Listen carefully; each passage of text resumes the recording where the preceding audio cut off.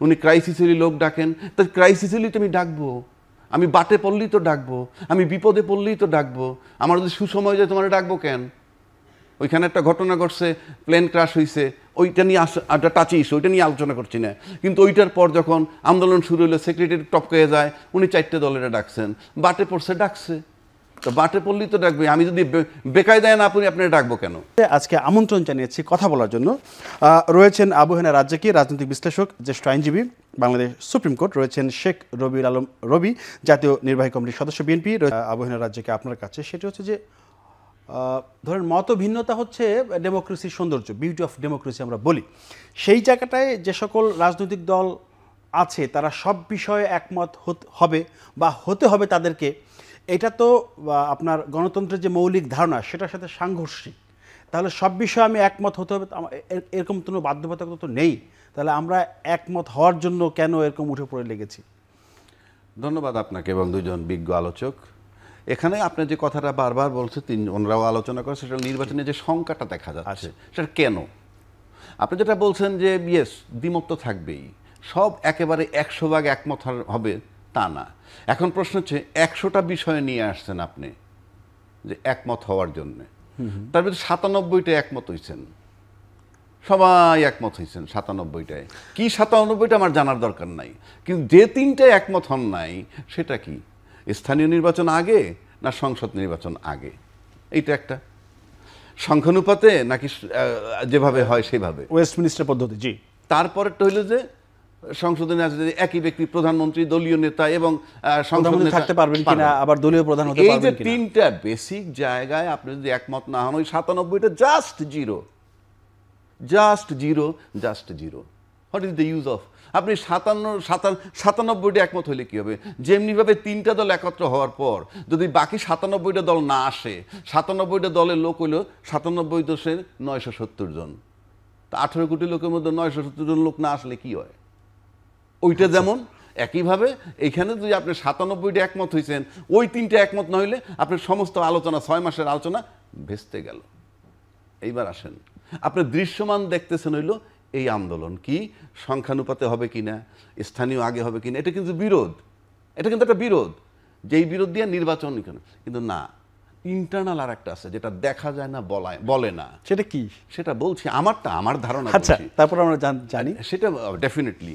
সেটা হইলো এই, আপনি সবচেয়ে বড় দল হিসেবে তারা আছে, সবচেয়ে বেশি নির্যাতিত দল কিন্তু তারা, আওয়ামী লীগের দীর্ঘ 15 বছরে বা 16 বছরে সবচেয়ে নির্যাতিত দল।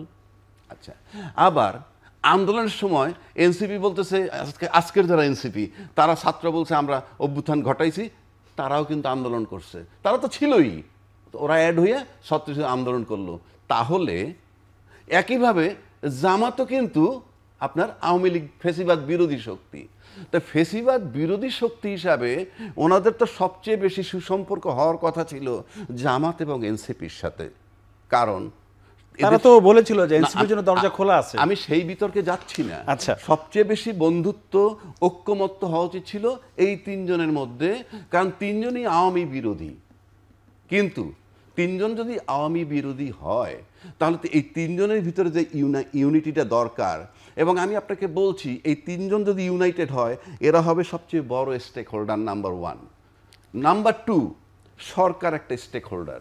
নাম্বার 3, এইরকম ক্রাইসিসে আর্মি একটা স্টেক হোল্ডার।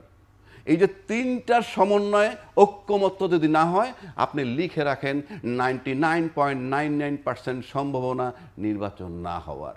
এবং নির্বাচন যদি না হয় সেক্ষেত্রে ড্রাইভিং সিটে যারা বসে আছে সবচেয়ে বেশি ক্ষতিগ্রস্ত হবে তারা, এবং তারা কিভাবে এই নির্বাচনটাকে আদায় করবে সেই দায়িত্বটা তাদের বলে আমি মনে করি। মানে এই 3 দল এরা একসাথে না হওয়া কারণ কি? ক্ষমতার দ্বন্দ্ব?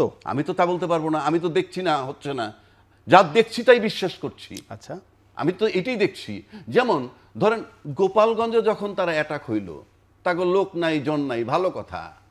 গোপালগঞ্জ কি বাংলাদেশের ম্যাপের বাইরে? আমি যাইতে পারবো না? কার রাইট আছে আমাকে আটকাবে? আপনি সে যেমন দল হোক, যেমন লোকই হোক, তারা গেছে তো। কিন্তু সশস্ত্র যে লোকগুলো আসলো, আজকে পর্যন্ত কয়জন গ্রেফতার হয়েছে? আজকে পর্যন্ত কয়টা অস্ত্র রিকভার হয়েছে? আপনি অস্ত্র উদ্ধার করবেন, অস্ত্র নিয়ে উদ্ধার করবেন, গ্রেপ্তার করবেন, এইটার জন্য কি উপদেষ্টার বা বিএনপির মতো লোকের বলতে হবে? এটা তাদের রুটিন কাজ। হচ্ছে না কেন? সিম্পল দুটো কথা আমি আপনাকে বলি। বাংলাদেশে দুইটা গভর্নমেন্ট আসছে, মানে আপনার সিভিল গভর্নমেন্ট, পাশে থাকে আর্মি চিফ। বিগত সরকার যদি 111-টা ধরি, সেখানে সে কে ছিল পাশে? ফখরুদ্দিন সাহেব ছিল গভর্নমেন্ট সামনে, পাশে ছিল তৎকালীন সেনাপ্রধান। আর আজকে কে আছে গভর্নমেন্ট হিসেবে? ইউনূস সাহেব। তার পাশে কে আছেন? সেনাপ্রধান। উনি বলছেন নির্বাচন পর্যন্ত সহযোগিতা করবেন।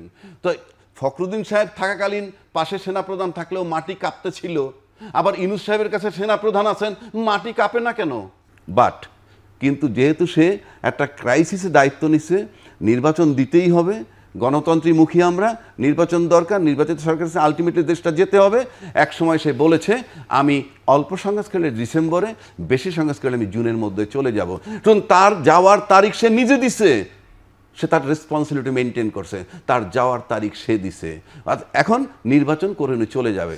এখন রাজনীতিবিদদের দায়িত্ব, ওনাকে কাছ থেকে নির্বাচনটা নিয়ে ওনাকে ছাড়বেন, নাকি পরিস্থিতি এমন হয় যে নির্বাচন না দিয়েই উনি চলে যেতে বাধ্য হন কিনা, এই জায়গাটা আমাদের যে মহামানব, জাতির জনকের কন্যা বিক্রি করে, যে মুক্তিযুদ্ধ চেতনা বিক্রি করে যিনি খাইছেন দীর্ঘদিন, উনি যখন এটাকে সংক্ষিপ্ত জাজমেন্টের উপরে সংবিধান সংশোধন করে ফেললেন, এবং সেখানে কিন্তু ওই পরবর্তী দুইটা নির্বাচন যে হতে পারে ওই পার্টটা রাখলেন না। কথাটা বুঝছেন? ওই পার্টটা রাখলেন না। কিন্তু 16 মাস পর, রিটায়ারমেন্টেরও দীর্ঘদিন পর, খায়রুল হক সাহেব স্বাক্ষর করলেন পূর্ণাঙ্গ জাজমেন্টে। তখন কিন্তু উনি ওই সংক্ষিপ্ত জাজমেন্টে যে দুইটা পার্ট রাখছিলেন যে পরবর্তী দুইটা নির্বাচন হতে পারে, সেটা ফেলে দিছেন। এতে কিন্তু জাজমেন্ট চেঞ্জ হয়ে গেছে। এখন এই এত নেতাকর্মী বহিষ্কার করার পরও কিন্তু আপনাদের দলের বিরুদ্ধে নানা রকম চাঁদাবাজি, মারপিট, দখলের অনেক অভিযোগ কিন্তু আছে। আপনি প্রসঙ্গটা পর অন্য জায়গায় নিয়ে গেলেন। আচ্ছা, রাজ্জাক বীর অনেক কথা উত্তর দেওয়ার প্রয়োজন ছিল। না, আপনি ওটা শেষ করতে পারেন। না, রাজ্জাক ভাইয়ের কথা এসে আমি বলি, প্রথমত হচ্ছে বিএনপিতে কোনো চাঁদাবাজি, দুষ্কৃতকারীর স্থান নাই। দল প্রথম থেকে এ ব্যাপারে নির্দয় এবং কঠোর ব্যবস্থা নিয়েছে। স্থায়ীভাবে বহিষ্কার করেছে, সারা জীবনের জন্য বহিষ্কার করেছে, আইন শৃঙ্খলা রক্ষাকারী বাহিনীর হাতেও পর্যন্ত তুলে দিয়েছে, এবং দল তাদেরকে প্রশ্রয় দিচ্ছে না, এবং দলে থাকা তাদের সুযোগ নেই। এই চাঁদাবাজির অভিযোগ জামাতের বিরুদ্ধে আছে, এনসিপির বিরুদ্ধে আছে, সবার বিরুদ্ধে আছে। চাঁদাবাজিদের কোনো রাজনৈতিক দল নেই। তবে এটা সাধুবাদ দিয়ে যে আপনারা অভিযোগ নিচ্ছেন, 3200 নেতাকর্মীকে আপনারা বহিষ্কার করেছেন, এটা বড় একটা ঘটনা। আপনি দেখেন 60 লক্ষ নেতাকর্মীর বিরুদ্ধে মামলা হয়েছে আমাদের ফ্যাসিবাদী আমলে, শেখ হাসিনা করেছিল। সেখানে মাত্র 3200, যেটা আপনি বললেন, এই কয়েকজনের বিরুদ্ধে ধরেন দুষ্কৃতিকারী চিহ্নিত করে তাদেরকে বহিষ্কার করা হয়েছে অপকর্মের জন্য। নিশ্চয়ই 0.00001% হবে না। এক, আবার 3200 জনকে যে বহিষ্কার করা হয়েছে, 3200 জন নেতাকর্মী দ্বিতীয় দুইটা দলে থাকতে পারে, এরপর এখনো দলে আছে বিধায় আমার বিশ্বাস নাই। এত বড় একটা দল, সব শ্রেণী পেশার মানুষের রাজনৈতিক দল, তবে দলে দুষ্কৃতকারীদের স্থান নাই। আমরা এই ব্যাপারে একেবারে সঠিক পদক্ষেপ নিচ্ছি। এর বাইরে একটা রাজনৈতিক দলে কি পদক্ষেপ নেওয়া থাকতে পারে বলেন? দল থেকে বের করে দেওয়া, তাকে আইনের হাতে তুলে দেওয়া, আজীবনের জন্য নিষিদ্ধ করা, এর চেয়ে বাইরে তো আর কোনো কিছু নাই। কারণ বাংলাদেশে তো দুষ্কৃতি আছে, আপনি অস্বীকার করতে পারবেন না। তো শুদ্ধ বিচারের কথা যেটা বলছিল, ওটা চলমান, সবসময়ের জন্য আছে, ওটা আরও বেগবান করা হয়েছে। রাজ্জাক ভাবে অন্যভাবে বললেন, সেটা যেটা শেষ করলেন যে 3টি দল নির্বাচন না হওয়ার সম্ভাবনা 99.99%। না, আমি সম্পূর্ণ দ্বিমত।